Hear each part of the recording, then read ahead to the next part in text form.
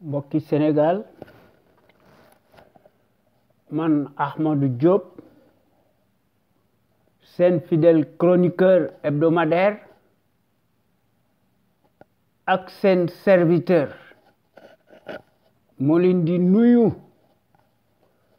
ci sunu waxtaan wi nu tuddee xew-xew réew mi ma leen koy defal bu soobee yàlla bu ma fi yàlla bàyyee bu leen fi yàlla bàyyee talaata bu nekk à partir de 17h GMT heure de Dakar soit 19h heure de Paris xam ngeen ko ñu leen koy defal à travers les ondes de notre radio Sunu Kër FM la première radio panafricaine nekk ca Californie muy sunu radio exceptionnel bu mag bi de renommée internationale kon xam ngeen ne tey talaata 19 novembre 2019 sunu waxtaan wi nu tuddee xew-xew réew mi am na solo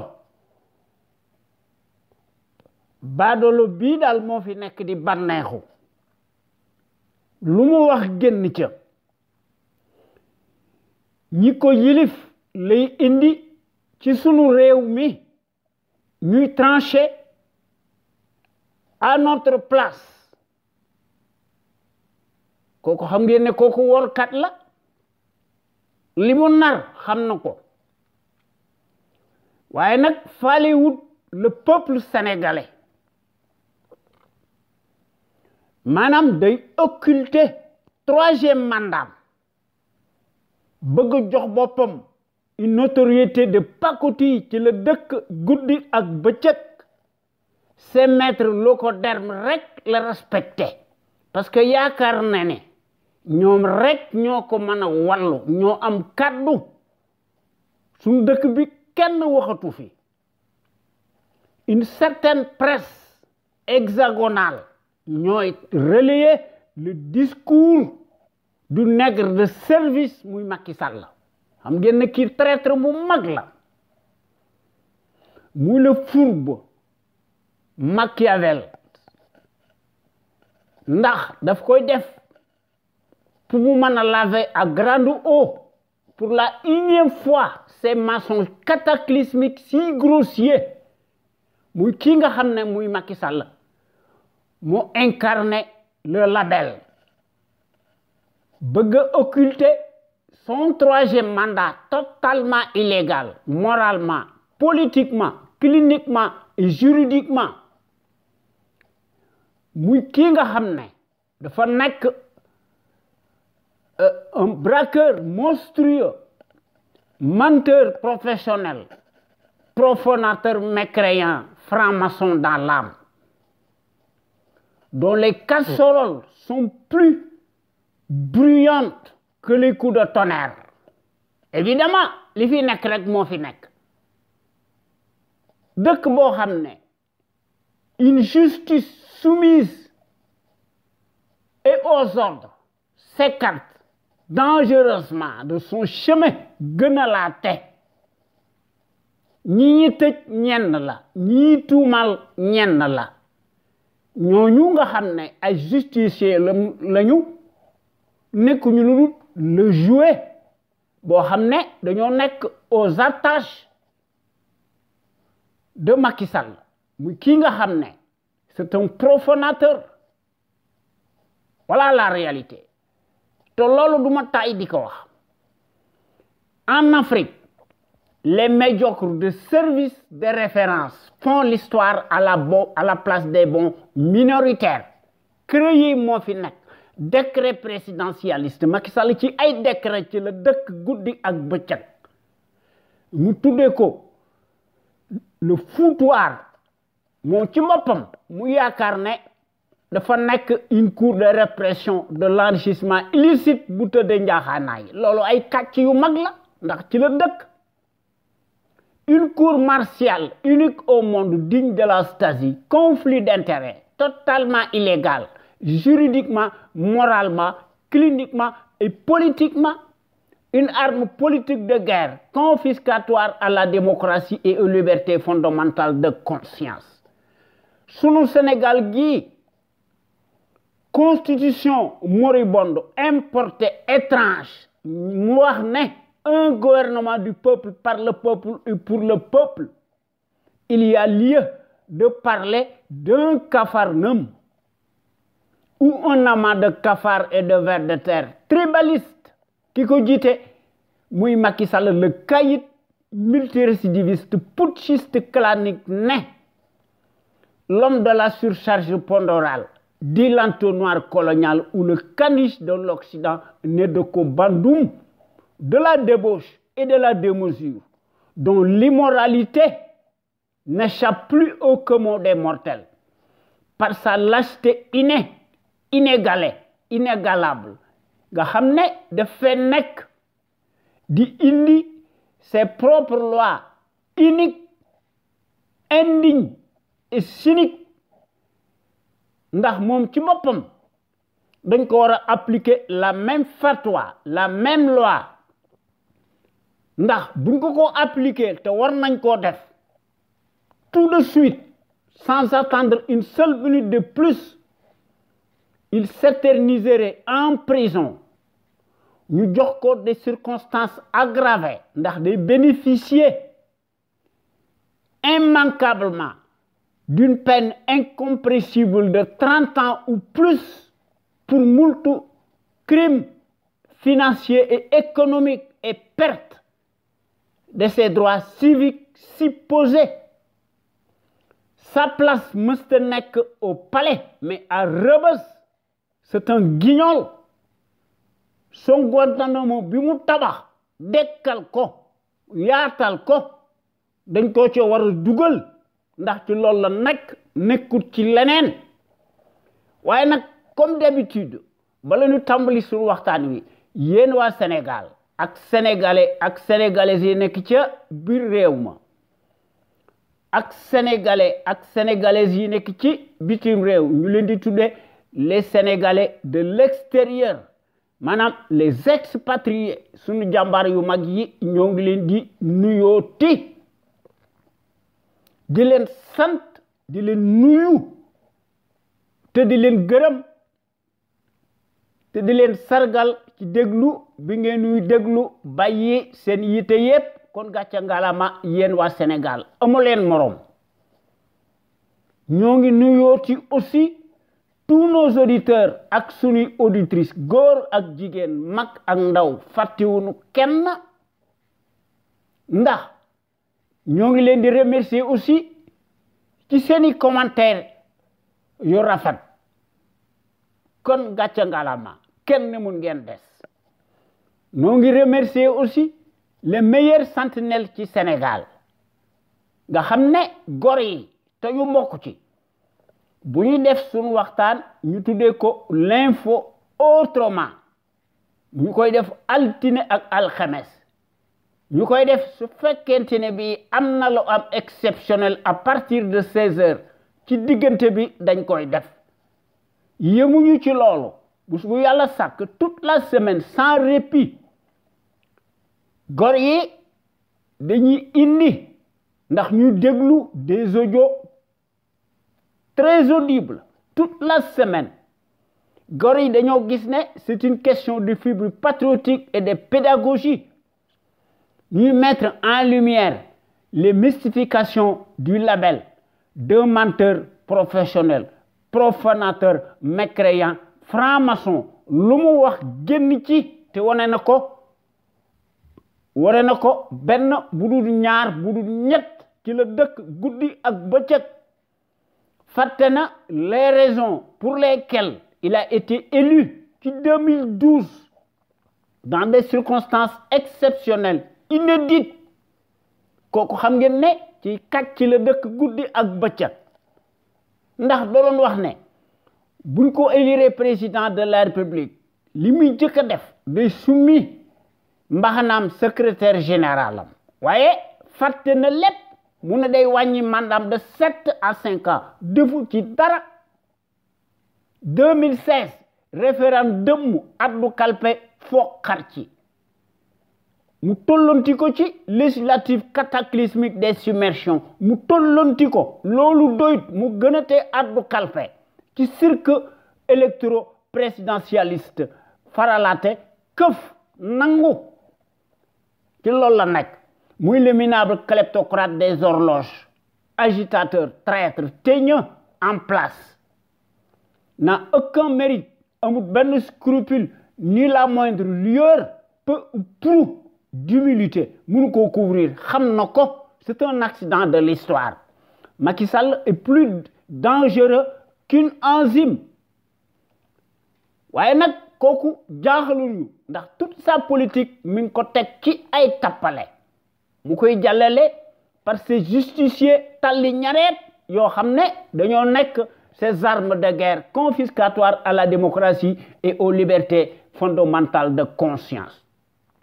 ndax gor yi yëmuñ ci loolu bu ñu defee seen waxtaan wi ñu tudde l'info autrement samedi mu nekk day indi beneen waxtaan ñu tuddee ko en toute objectivité loolu doy dimanche bu nekk ci loolu la ñu nekk ñu indi beneen waxtaan ñu tuddee ko la voix des jeunes maanaam baatu ndaw ñi ak yoonu ndaw ñi ñu ci def seeni réflexion prodigieuse yoo xam ne dafa am njariñ ñu ci def des analyses pertinentes ñu koy prodiguer bopp sénégalais yi à travers les ondes de notre radio Sunu Kër FM la première radio panafricaine nekk ca Californie ca Los Angeles muy sunu radio exceptionnelle bu mag bi de renommée internationale waaye ñun ñi nga xam ne ñoo nekk ci conscience patriotique pour le changement xam sa réew bëgg sa réew jëriñ sa réew li nga xam ne daal moonu yuteel te doon ko wàcc ndax ndox du bàyyi yoonam li nu bëgg daal mooy ñu tabaxaat suñu dëkk bi ñu delee soit fi un état régalien bu silvissé contre pouvoir am fi nit ñi yore seeni xalima buñ gisee lu ñaaw loo xam ne nekkul dëgg ñu bind ko loolu mooy dëgg li nu bëgg mooy suñ réew mi yilif boppam moom boppam lu muy def mu def ko ci coobaray boppam kenn du ko digtal dara ci li muy war a def ak lu mu war ta def pays yi am fayda ci loolu la ñu nekk sans la liberté kenn mënta tabax dara lu jag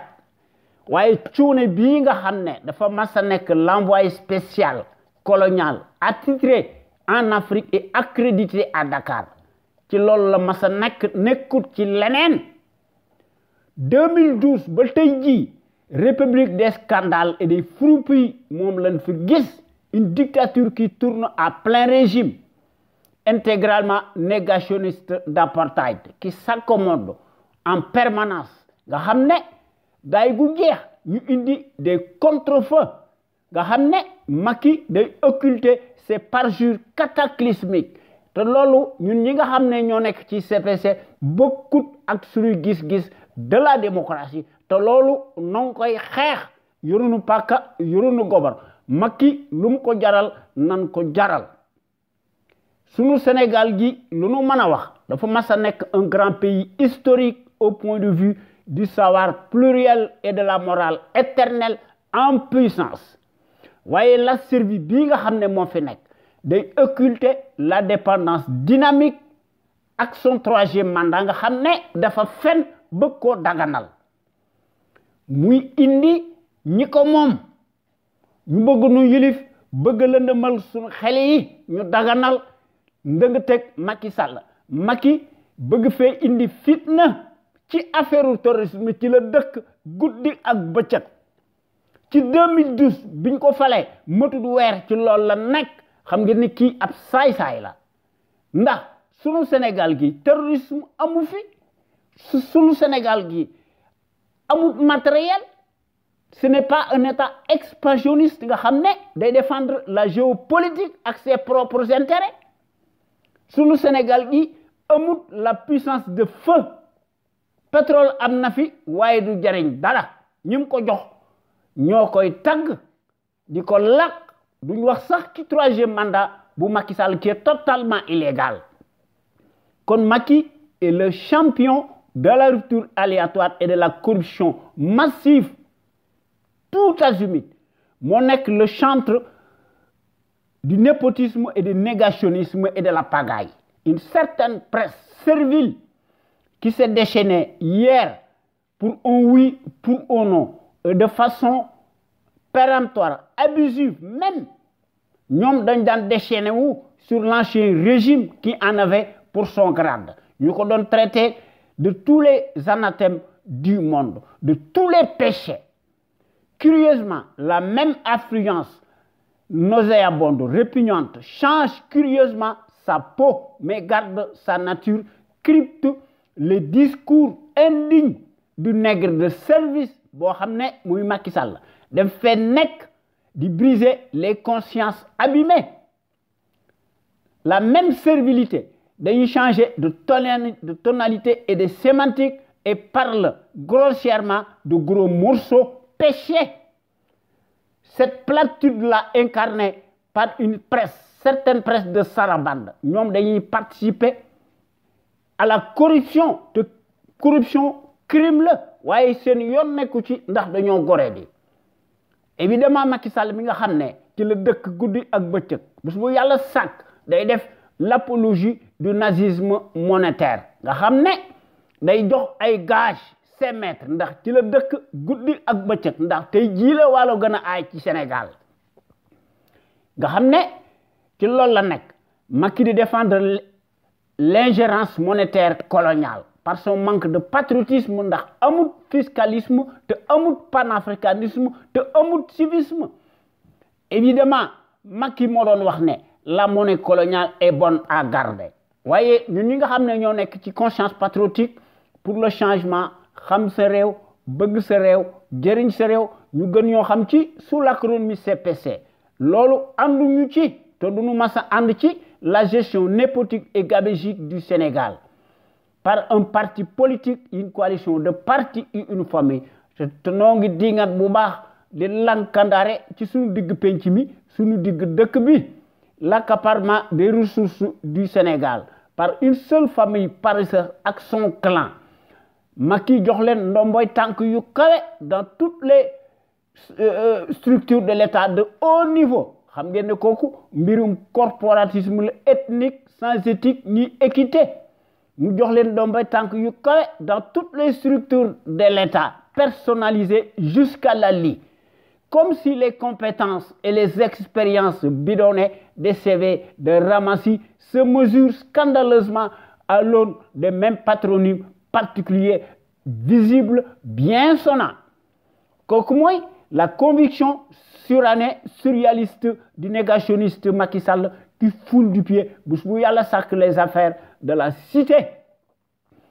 Mu le traître en chair et en os qui le prouve matériellement maintes fois sur le terrain du crime. Mu koy def par sa petitesse d'esprit boo xam ne day gis ne la médiocratie et les postes octroyés se conçoivent exclusivement à l'aune du bazar,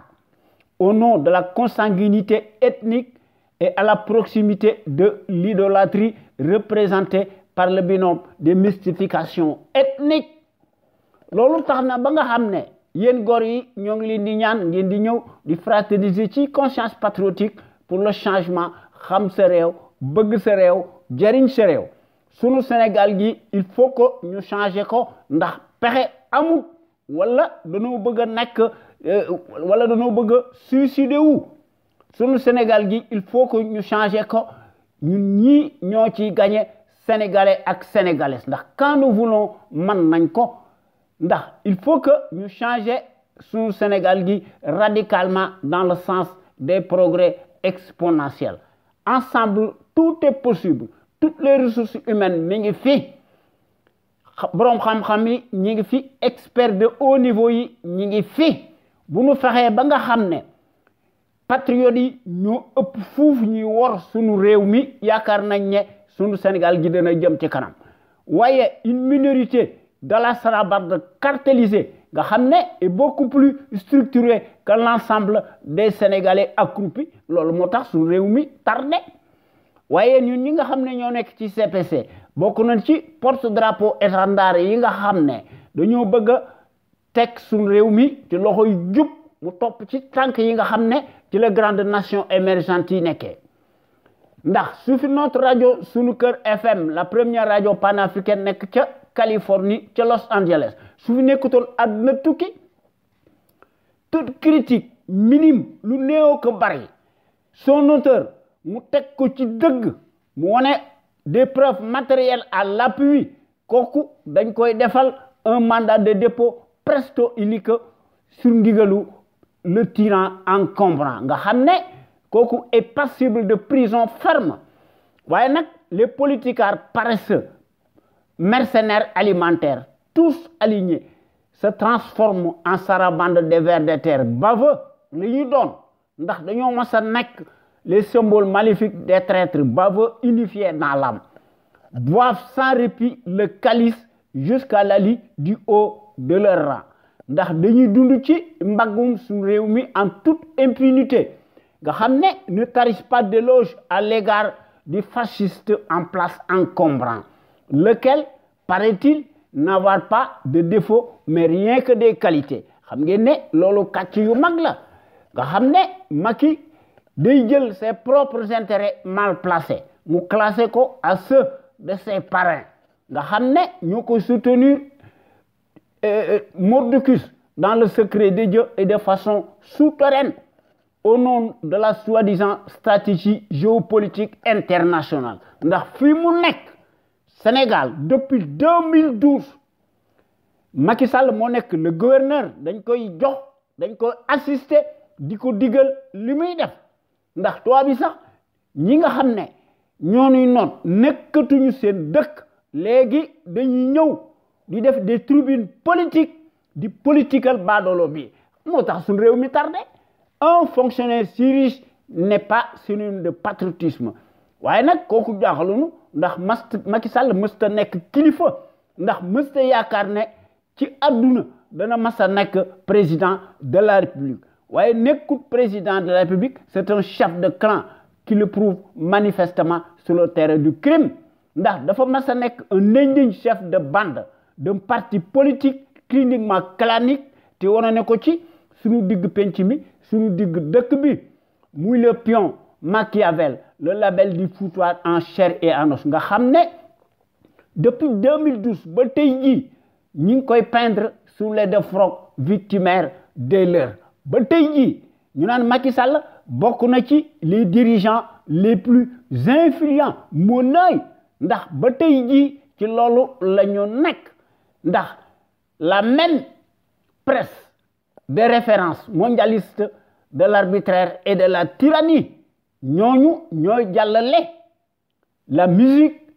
peu glorieuse de Macky Sall mu le traître en chair et en os à quel prix et à quelle fin ñooñu tey dañoo nekk ba tey jii ndax dañoo nekk en jointure avec le vacarme hystérique de la servilité endogène en place loolu moo wane ne aujourd'hui plus que jamais le larbin continue de jouer sur le piano américano-français waaye yoonam nekkul ci nos attentes pressantes nga xam ne social loolu yitteelu ko Macky day indi des sujets de diversion muy cliver réew mi nga xam ne ñu ko yónni di ko waxal li muy def ndax Macky faalewut réew mi il passe tout son temps à restreindre drastiquement la liberté d'expression ndax day acheter les consciences abîmées présumées notables de l'heure waaye nag day commander du matériel de répression xam ngeen ne kooku ñi ko yilif duñ ko critiquer te loolu xel mën na koo nangu waaye ñun wax dëgg yàlla mënunoo nangu loolu ndax les populations siphonnées nga xam ne dundu bi seer ñu leen di astiquer ñu leen di considérer comme un matelas financier extensible ñu leen di cribler d'impôts et de taxes de toutes sortes ñooy fay bor bi yat wi leen di duma ñoo koy fay te loolu moo am ci Afrique te loolu moo am ci Sénégal waaye ñun ñi nga xam ne ñoo nekk ci conscience patriotique pour le changement xam sa réew bëgg sa réew jëriñ sa réew dañoo considérer ne sunu Sénégal gi il faut que ñu teg ko dans la bonne direction ñu def ko en action matériel boo xam ne sunu Sénégal gi war a nekk le maître de son propre destin ndax c'est à ce prisme-là que sunu Sénégal gi mën a retrouver sa dignité ak sa plénitude ak son rayonnement boo xam ne moo koy bâtir librement sur des bases voulues à l'instar des nations émergentes te loolu du ma tay di ko wax hier comme aujourd'hui depuis 15 ans notre radio sunuker.com qui est à l'avant-garde et à la pointe du combat juste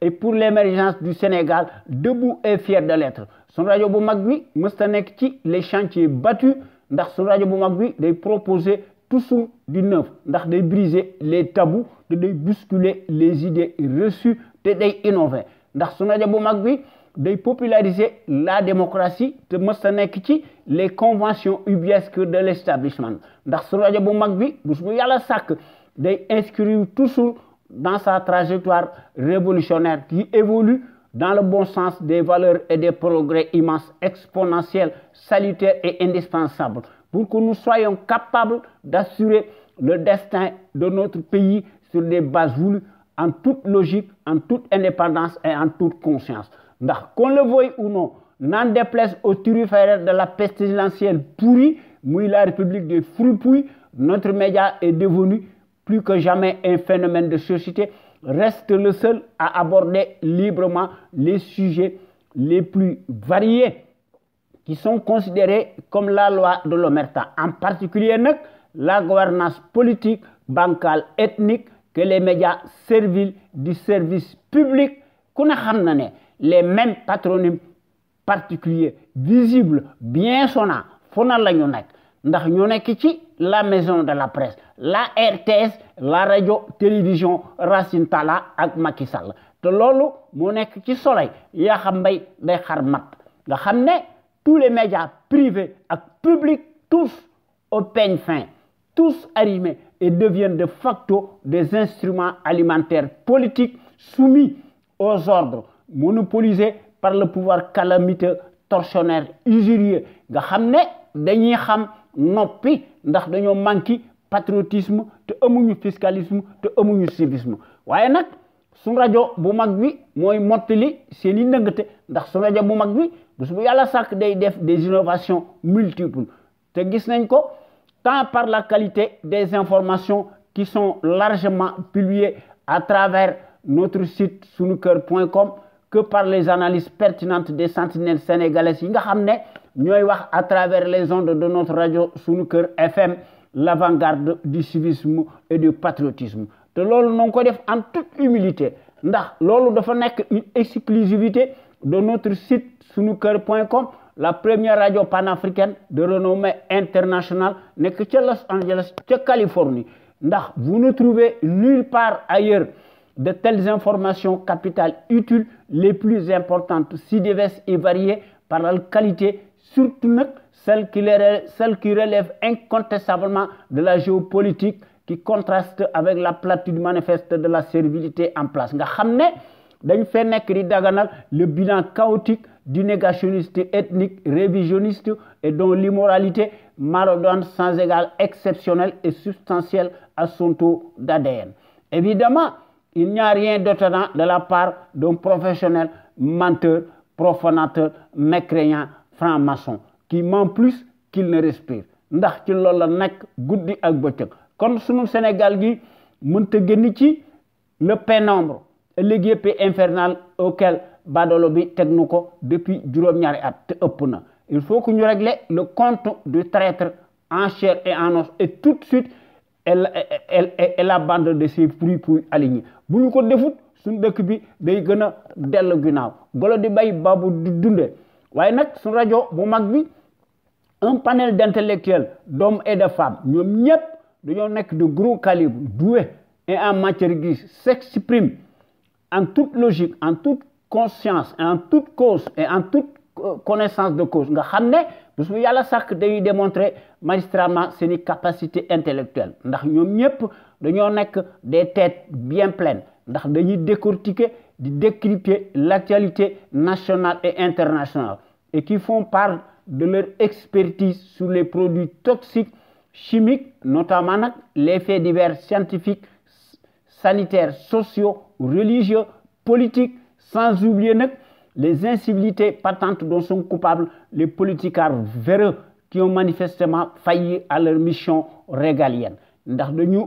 ubbeeti la boîte de Pandore pour bu yàlla sàkk à certains citoyens égarés par leur manque de conscience qui se soulagent publiquement aux abords des bâtiments te loolu buñ ko seetloo ba seetlu ko c'est à l'image de nos politicards moo tax it ñoom it ñu nekk ci seeni anarchie kon soyez donc plus nombreux ngeen di déglu gor yi wala ngeen di yore seeni xalima ñu koy publier à travers les ondes de notre radio sunukër.com wala ngeen di def ay audio yoo xam ne dara du leen ci fekk ndax loolu bokk na ci démocratie te loolu bokk na ci patriotisme ngeen indi ko ci sun rajo sunu kër exceptionnel bu mag bi de renommée internationale la plus populaire qui reste plus que jamais l'éternelle cheville ouvrière des sentinelles sénégalaises aux vérités implacables aux bras d'acier inachetables et qui font constamment preuve d'analyse pertinente sans complaisance, nous souffrant d'aucune ambiguïté sur la chose publique au Sénégal. Nous sommes au Sénégal gi nga xam ne bés bu yàlla sàkk soo ubbee l'actualité bi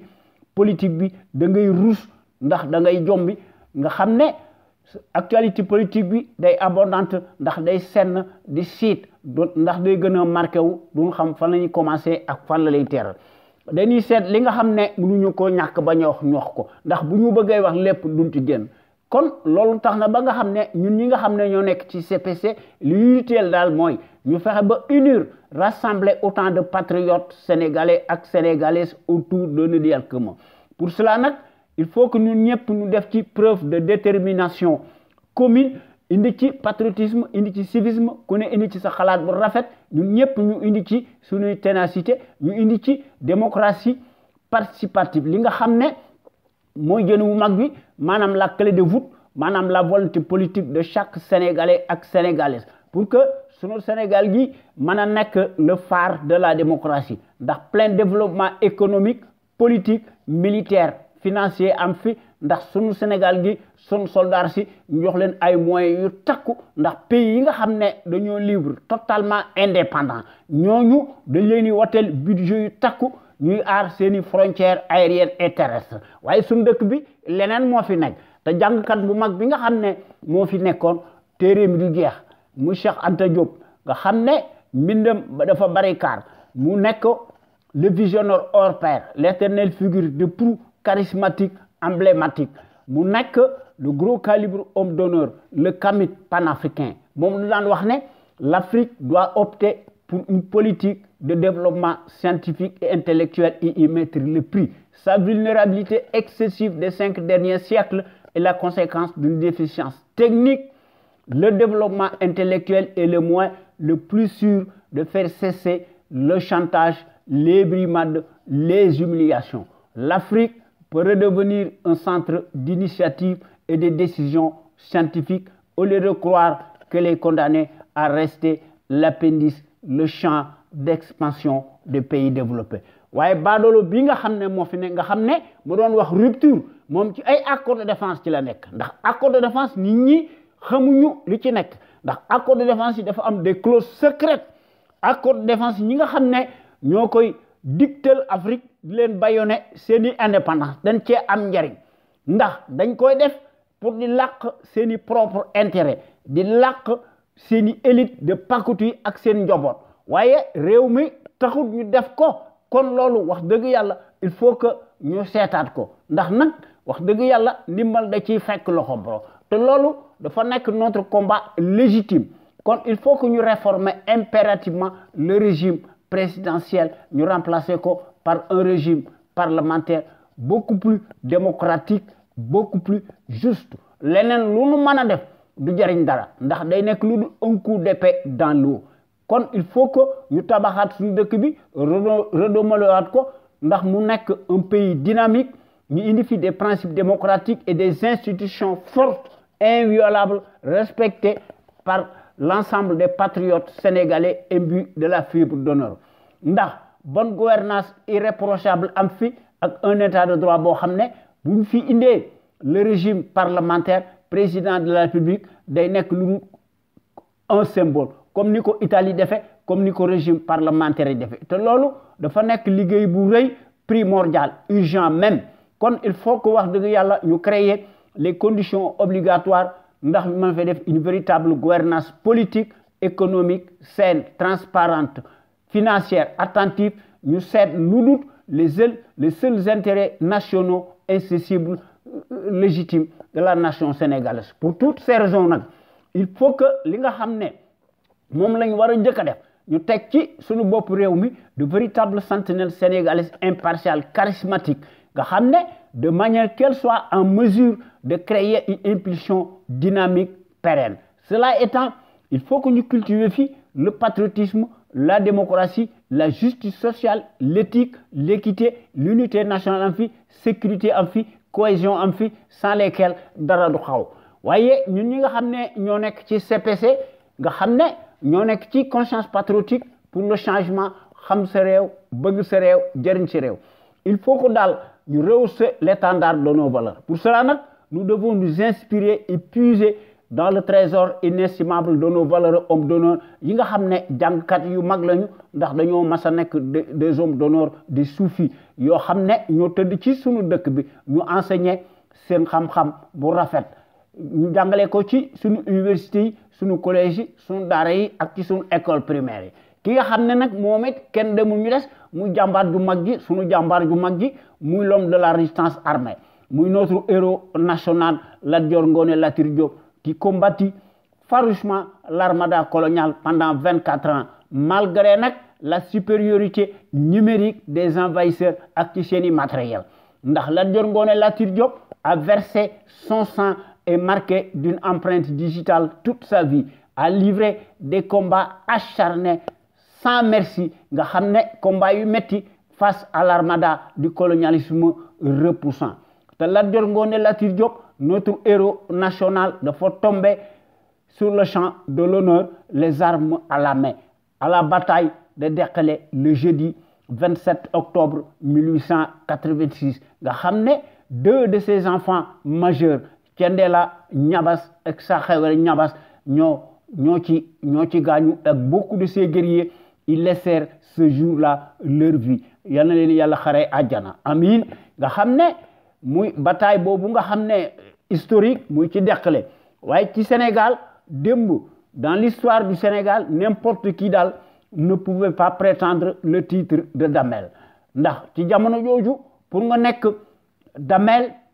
il fallait avoir l'esprit du sacrifice et la capacité de résistance intacte nga wara subir des épreuves d'endurance redoutable nga wara combattre en même temps sur le terrain des hostilités waye tay ji ci Sénégal dañoo yoré des minables présidentialistes yo xamné ñom ñëpp danaka dañoo nek des multimilliardaires par les raccourcis politiques des postes de nomination tan sa bu la neex da dañoo fooy nga xamné ki nga xamné waxam bari na mu le traître en chair et en os nga xamné de cultiver la trahison mu jitu ci ñooñu ñom ñëpp dañoo nek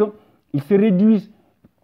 en roitelets pour n'être que des abrutis farandoles poltrons des clowns de pacotille entre deux gardes de corps se donnent piteusement la qualité de dirigeants imaginaires. Motax su réew mi di gëna dellu ginaaw en arrière de 100 ans te bu ñu faté aussi les gros calibres les gros intellectuels de la trempe de Cheikh Anta Diop ak Mamadou Dia que sais-je encore ndax borom xam-xam yi bari na fi li nga xamné dal mo ci nek il faut que nous cultivions le civisme chez les populations. Le civisme implique le savoir. Le réflexe décent de tout citoyen responsable qui a sa place dans la société. Le civisme implique le savoir-faire et la civilité lorsqu'il s'agit de la chose publique. En tant que citoyen à part entière, soo amee ay devoir da nga am ay droit waaye Macky Sall moom yaakaar na ne ay droit la am te loolu ñun ñi nga xam ne ñoo nekk ci CPC loolu musuñu cee ànd ndax bokk nañ ci l'avant-garde des consciences yi nga xam ne dañoo bëgg a yee exclusivement nit ñi sur la chose publique ndax ku yore sa kër kenn du la wax dara waaye mënoo yore alalu réew lëmm di ko sàcc ku beew moo koy def te ne kenn du moo war a wax dara pour cela nag ci loolu wax dëgg yàlla ñoo ngi ciy def une vaste campagne de sensibilisation massive boo xam ne chaque sénégalais ak sénégalaise fu mu mën a nekk ci adduna bi dafa war a armé wu de son bulletin de vote seet ki nga xam ne ginnaawam set na biiram set na nga xam ne ñu seet lim am démb ak tey jaadu na bu fekkee jaadu na ñu woteel ko librement en toute logique en toute conscience et en toute indépendance c'est ki nga xam ne moo défendre l'intérêt général su fekkente ne bi ne scrutin am na fi waaye ki nga xam ne moo fi nekk nga xam ne muy Macky Sall nga xam ne 2012 waxam bari woon na ay carte day moo taxoon mu falu waaye nag dafa fuuy ndax dafa def njompe te day weddi kàddoom un franc-maçon moo koy def te foo fekk un franc-maçon ak saay-saay dafa am ginnaaw gu rëy loolu moo tax Macky nekk ci lim nekk kon il faut que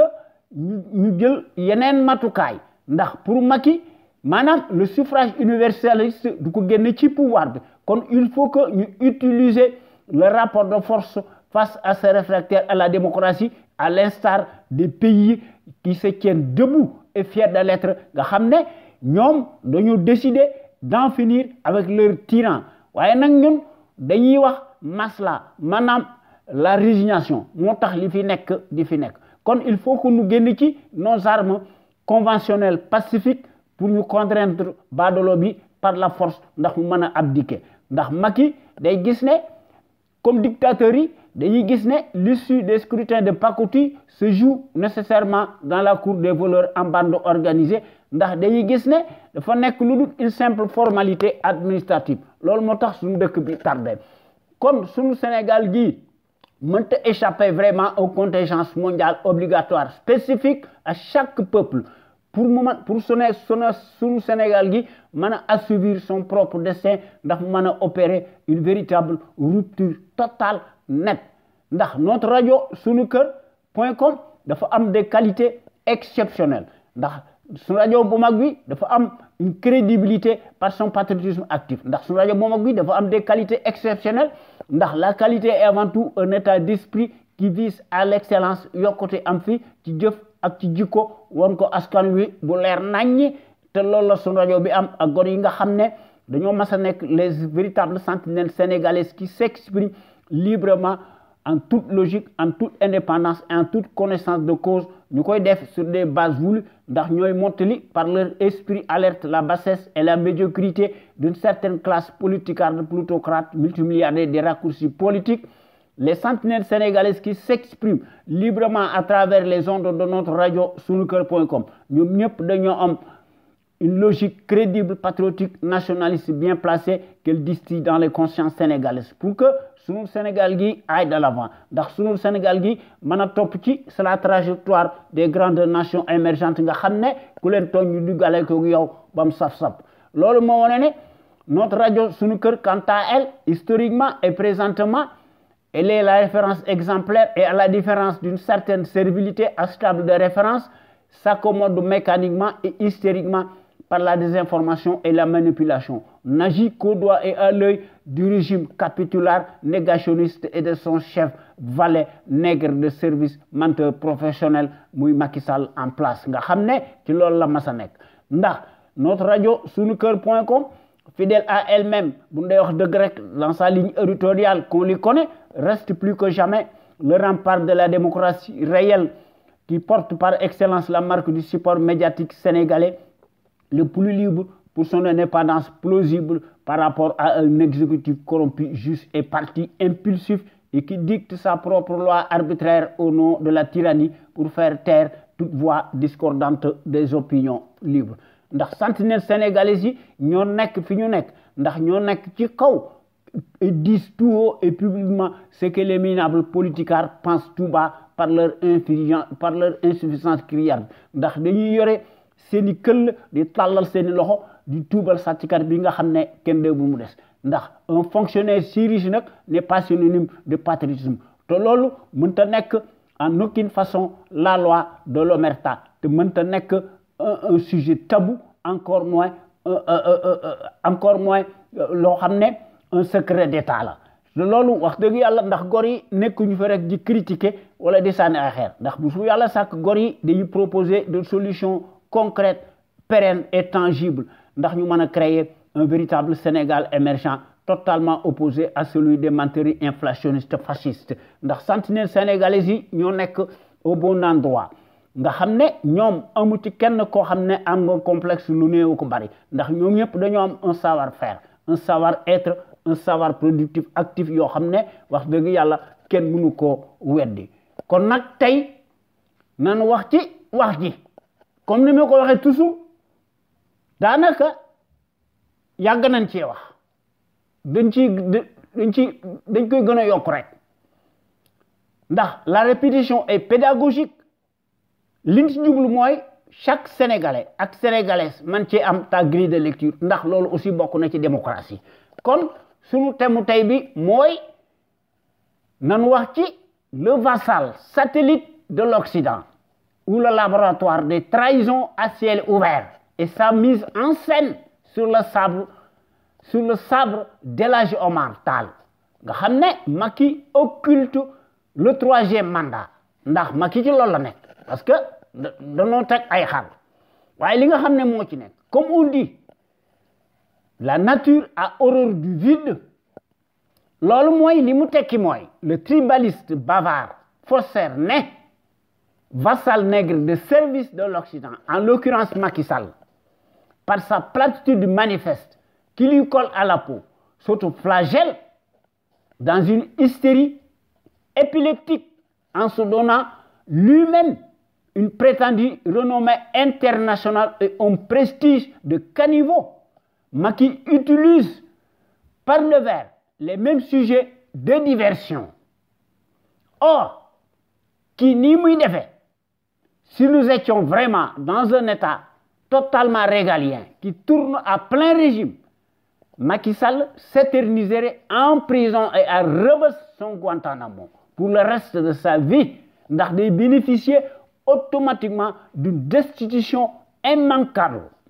et d'une peine incompressible de 30 ans et des circonstances aggravées pour moultu trahison et perte de ses droits civiques supposés. waaye Macky yoonam nekku ci comme dafa def ay tojaange te xam na li koy xaar muy jafandu ci ñi ko yilif nga xam ne dañoo am des armes de domination ndax ci loolu la ñu nekk seen njariñ dong la ñuy défendre pour ce faire Macky Sall pour échapper maanaam le naufragé tonnant tribaliste autocrate de la débauche de la tête aux pieds s'autodéclare scandaleusement à la face du monde le cheval de Troie des leurs nga xam ne et ses sorties décapantes au Mali. L'autocrate servile béni oui dit l'envoyé spécial colonial attitré en Afrique francophone et accrédité à Dakar nga xam ne par son nombrilisme de la démesure et imbu de sa personne digne de son rang tient à cristalliser les esprits autour de lui, se donne de la voix de piètre qualité et fait feu de tout bois afin d'attirer les projecteurs, notamment la sympathie de ceux qui lui donnent des ordres dans le secret des dieux et de façon souterraine. waaye li nga xam ne moo ci nekk curieusement celui qui foule du pied les règles élémentaires de la démocratie nga xam ne est le premier droit inaliénable du peuple sénégalais croit sortir la tête de l'eau par son verbatim creux et vide, fait son numéro et occupe par devers la scène politique et ce à travers les canaux des médias propagandistes interposés des références mondialistes, lesquels paternalistes proclamés faiseurs de roi et d'opinion ñoom dañuy fermer leurs yeux ñu koy peindre faussement comme étant l'un des dirigeants les plus influents se charge mécaniquement de relayer en boucle ces inerties démentielles à l'appel et à l'échelle planétaire internationale Macky ci loolu la nekk waaye évidemment loolu li ko waral lenn la tout le peuple sénégalais amorphe et criblé d'impôts et de taxes de toutes sortes reste plus que jamais aujourd'hui sous le protectorat colonial et tenu au respect par la puissance des armes de feu. Évidemment, dans ces conditions, Macky, dit le potentat, gouverneur en place, au nom de prétendus accords de défense, Macky bénéficie de toutes les légistiques imparables, impose sa loi arbitraire et de la tyrannie. Pendant que, hélas, les pays libres, à contrario, souverains et indépendants, se dressent fièrement debout, la tête haute, contre leurs despotes, tous des guignols corrompus pour les mettre hors d'état de nuire. waaye sur réew mi leneen moo fi nekk ndax bouche et motus cousus sur l'impunité d'un troisième mandat totalement illégal et illégitime. waaye Macky day làq ses casseroles parce que yaakaar na ne moo fi gën a muus te dañ koy làq. Ces affidés sont tous tenus en laisse, mout mbaam mot, qui ont eu l'épée de Damoclès pour leur grade, se taisent tous et respectent à la lettre la loi liberticide édictée par le nulard en place, Abdou Kalpe Fokarti. Macky ci loolu la nekk waaye par magie, au moment où la case de Birama brûle constamment, le diable pyromane, fidèle à lui-même, dans sa trajectoire totalitaire, se convertit en même temps allègrement en pompier de service, réécrit d'avance le scénario du film comme d'habitude, allume des contre-feux tendant à faire oublier ses forfaits, tient absolument à engranger des dividendes politiques et marquer les esprits candides. Je fais partie de ceux qui doutent de la restitution authentique du sabre d'El Hadji Omar, célébré en grande pompe par le nègre vassal de service nga xam ne ñu ne France lañ ko jëlee te mbir moomu buñ ko seetloo ba seetlu ko ni Macky Sall defee dafa nekk une bizarrerie mortifère, un dit long sur un imposteur de grand chemin qui se croit plus futé que nous tous, au point que la présence du Premier ministre français peut servir de paratonnerre pour sauver le référent de l'hydre mafieuse muy Macky Sall. Ndax pour l'imposteur déclaré, le sabre présumé appartenir à El Hadji Omar, qui fait l'objet de polémiques, a-t-il donc un caractère éminemment ethnique et politique comme arrière-plan, nauséabond? Bien sûr, man loolu laa gëm ndax mbir mi bu ñu ko seetloo ba seetlu ko gës ko def ci analyse rationnelle. À l'époque, le paradoxe est que, semble-t-il, les magiciens colonialistes eurent fait preuve de prouesse titanesque, dénichée par hasard, par la magie, le dit sabre, sans qu'ils puissent pour autant mettre la main sur le guerrier redoutable qui disparut dans les falaises de Bandiagara. Yal na ko Yàlla xare àjjana. D'autre part, si Macky Sall avait une once de courage et de fibre patriotique, à l'instar d'Israël, il ferait mieux d'exiger sans condition des dommages du colonialisme et de la traite négrière européenne, au lieu de se servir sur un sabre qui, bien des égards, a des connotations bassement politiques de bas étage. S'agissant de notre héros national qui lutta farouchement durant 24 ans sans répit, muy Lat Dior Diop, bi nga xam ne dafa lutter contre l'armada coloniale, ndax dafa livrer des combats acharnés sans merci. Lat Dior Ngoné Latyr Diop n'a pas eu les mêmes honneurs que les autres guerriers qui prirent les mêmes armes à la main contre les envahisseurs colonialistes étrangers. Une curiosité qui en dit long sur un tribaliste chevronné, lequel a érigé le mausolée de Maba Diakhou et participé financièrement à celui d'El Hadji Omar Tall. Yal na leen Yàlla xare àjjana.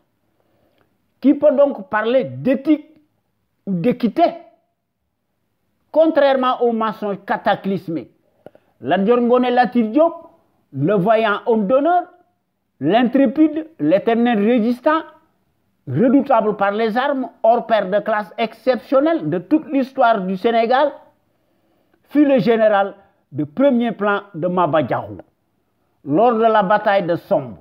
ñu koy wax bataille du RIP nous défendons le 30 novembre 1865, dans laquelle l'Almami Maba Diakhou mourut en juillet 1867.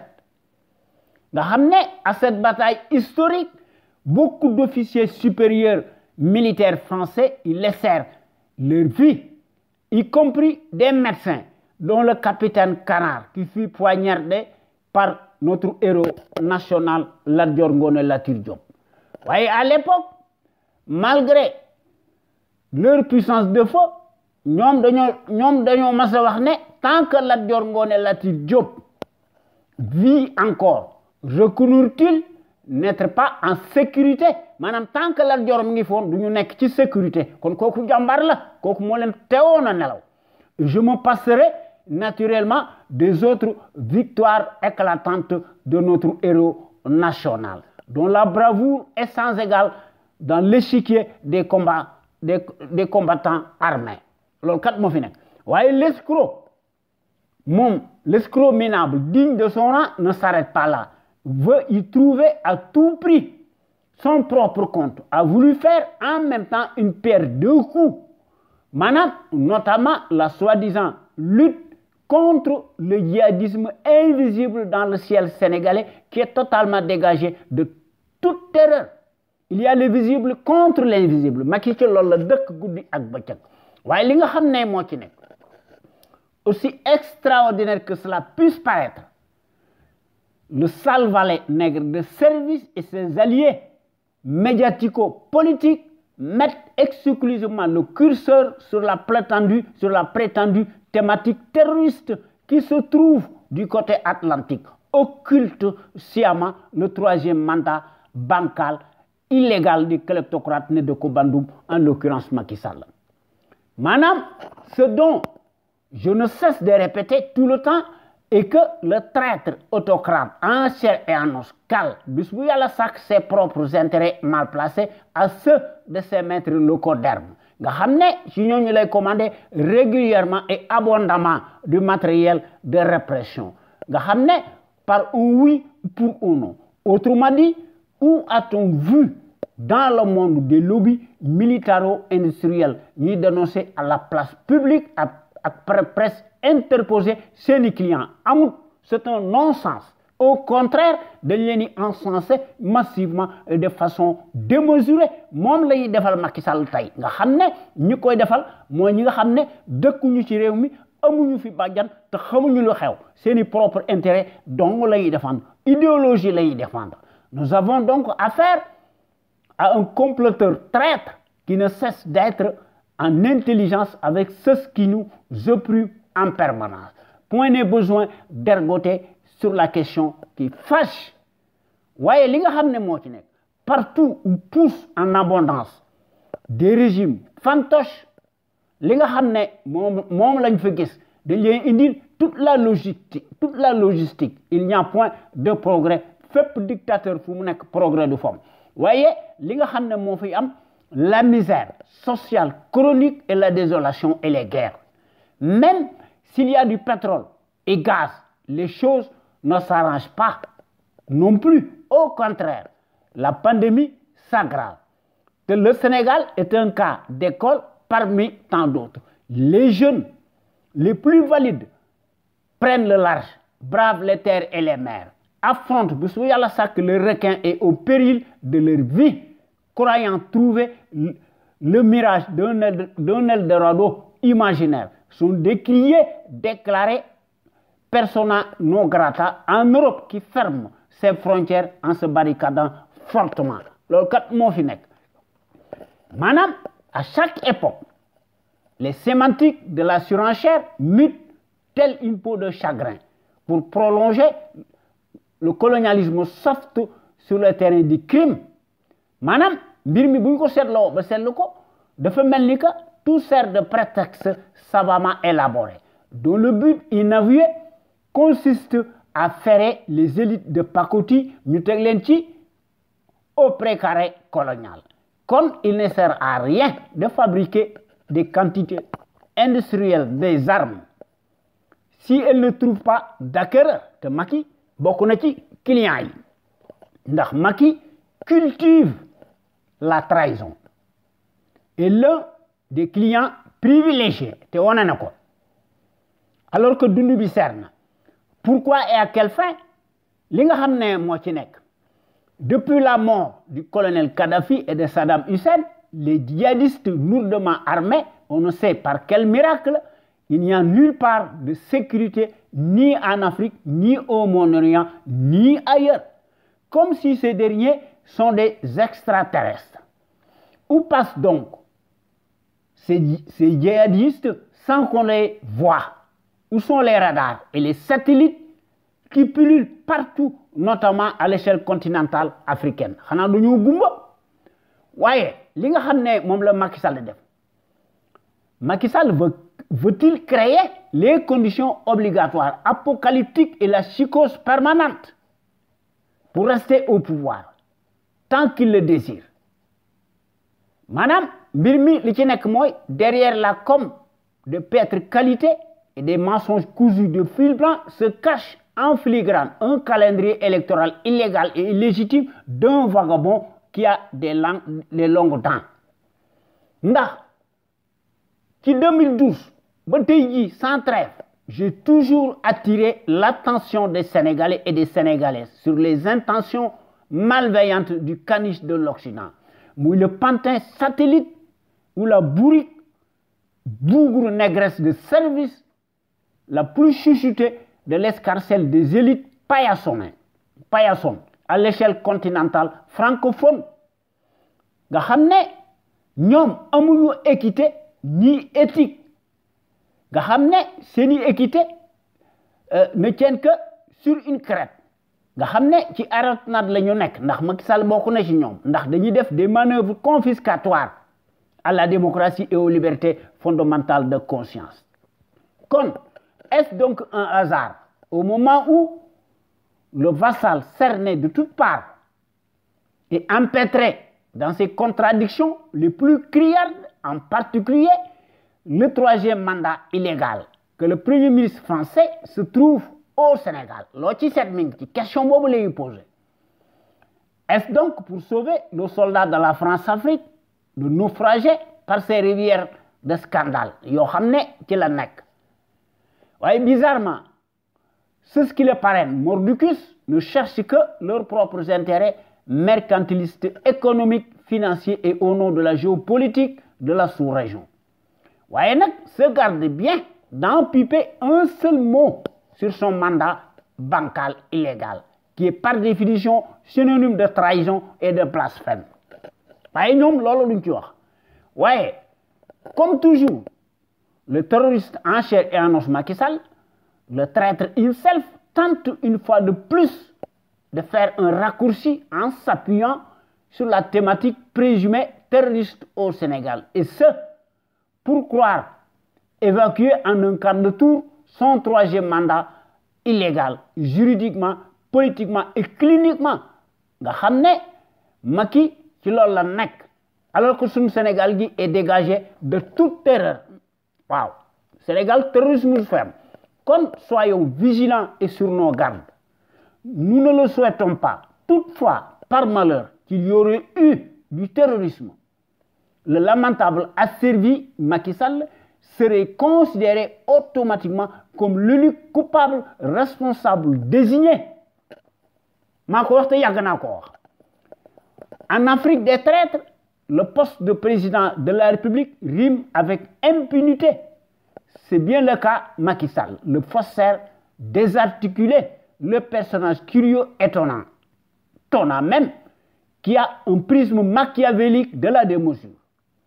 Nga xam ne moo ñuy jox la mesure d'un monstre atypique, cynique, dévergondé, se distingue de plus en plus par l'amplitude de ses reniements et ses renoncements, n'a jamais respecté d'un pan ce à quoi il a été élu en 2012, à défaut et par dépit, dans des conditions totalement exceptionnelles, inédites. Dire que nous avons affaire à un lamentable traître relève d'un euphémisme. Un tel menteur professionnel, profanateur mécréant, franc-maçon de son espèce, n'a jamais eu l'étoffe d'un dirigeant émérite. Nga xam ne pouvoir et immunité du président monarque sont source d'impunité. Donc, crime imprescriptible. Voyez, la Constitution moribonde qui accorde des prérogatives illimitées au président monarque imprime sa marque totalitaire. Gouvernement du peuple, par le peuple et pour le peuple. Un mensonge grossier contre le pouvoir du peuple par le peuple qu'on relègue au second plan.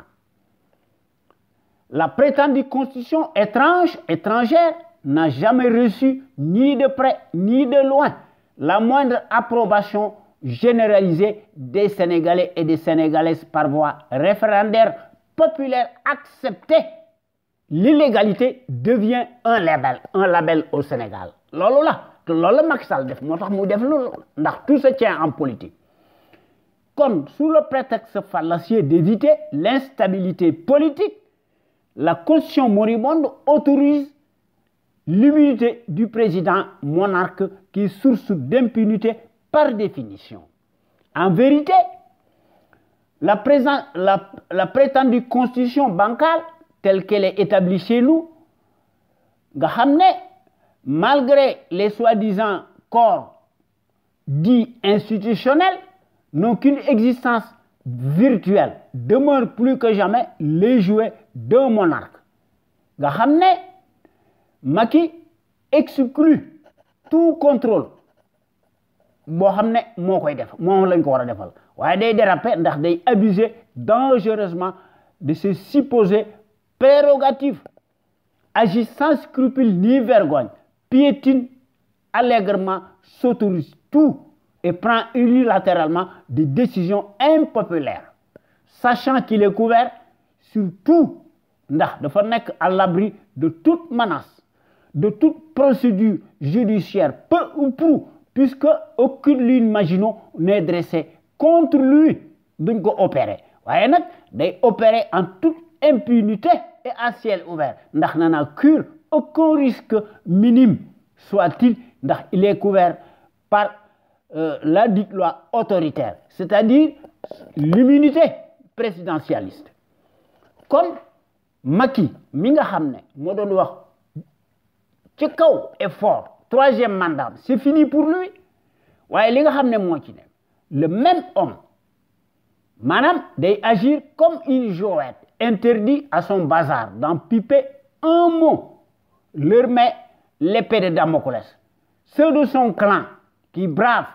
l'interdit, madame, sa loi tyrannique, sont zisaillés et lagués et traînés dans la boue comme des malfrats, nga xamné en auront pour le grade. Motax ñu noppé. Té lolu mo xew ci Afrique. Noppil ñu jënd la te mu wax ci dëkk digg dëkk bi. Motax suñu Sénégal gi tardé kon li ñuy mujjé nañ ko jëkke. En Afrique, tous les larbins ay despotes satellites lañu à l'échelle continentale africaine. En particulier les nègres de service, ñoom ñëpp dañoo arrimé wu sur le précaré colonial, partagent la même veine que cette culture de la trahison. Ils ont en commun une conception étrange sur le pouvoir et la démocratie, notamment la liberté d'expression, parce que dañuy gis ne day nekk un fonds de commerce sur lesquels qui la ñuy surfer pour ñu mën a trouver seeni bouées de sauvetage de piètre qualité, et ce sur commande recommandée des prétendus accords de défense nga xam ne dont l'objectif majeur ne vise qu'à saper et bâillonner durablement autant que nécessaire la dépendance dynamique, les indépendances formelles de l'escarcelle des pays francophones soumis vis-à-vis de l'ancien maître colonial, qui reste plus que jamais le tout-puissant en Afrique des fantoches. Madame, dans la pègre unifiée des nègres de service alignés par le gendarme colonial, la notion erronée d'immunité présumée universaliste de l'heure, nga xam ne tel que nous concevoir, ndax dañ ko élaborer savamment au nom du prétendu accord du prétendu droit international. Waaye li nga xam ne moo ci nekk les régimes présidentiels fantoches autoritaires par définition buñ ko seetloo ba seetlu ko maanaam dafay nekk une régence monarchique soft nga xam France ci loolu la nekkoon nga xam fi mbir mi le droit international ñi nga xam ñoo ko def ñoo ciy gagné te baadoolo yi foofu la ñuy surfer kon tout se tient en politique te dama bindoon benn article ci 2012 machiavélisation des esprits ou satellisation des esprits écrivais-je en 2012 waaye li nga xam moo ci nekk un dangereux homme de la décadence nga xam et la débauche nga xam muy changer constamment son fusil d'épaule a été pris à maintes reprises plus d'une fois la main dans le sac. Est-il respectable au regard de la morale? Certainement pas. Nous avons affaire à un mécréant, menteur professionnel, profanateur, franc-maçon dans l'âme. Car il s'agit bien de cela, puisque sa parole n'a jamais valu un sou. Il est imprévisible, pathologiquement par nature atteint. C'est un chauffard qui signale à gauche et tourne à droite. Autrement dit, duplicité d'un médiocre vagabond Machiavel satanique et ses discours lapidaires, inflationnistes et contradictoires, et dont l'odeur de ses paroles dédites nous renseigne sur une boule puante. La loi d'un monstre pareil ne peut être ni une offense, ni un blasphème, encore moins un secret d'État, peu ou prou. Kon bo gagné maa ngi leen di jox rendez-vous ci sunu waxtaan wi ñu tuddee xew-xew réew mi ñu leen koy defal mardi prochain inchallah à travers les ondes de notre radio Sunu Kër FM, la première radio panafricaine nekk ca Los Angeles muy sunu radio exceptionnelle bu mag bi de renommée internationale jërëjëf.